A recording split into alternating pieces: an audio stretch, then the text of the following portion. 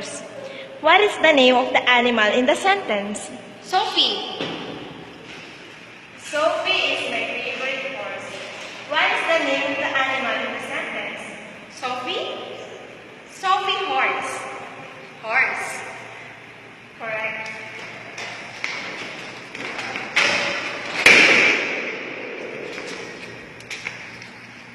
Jeremy is a football player. Who is a football player?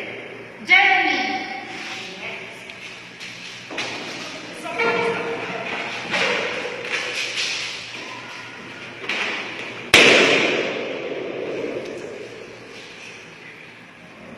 Let's go to watch a live game at the stadium. In what place they were going to watch a live game? Stadium. Yeah.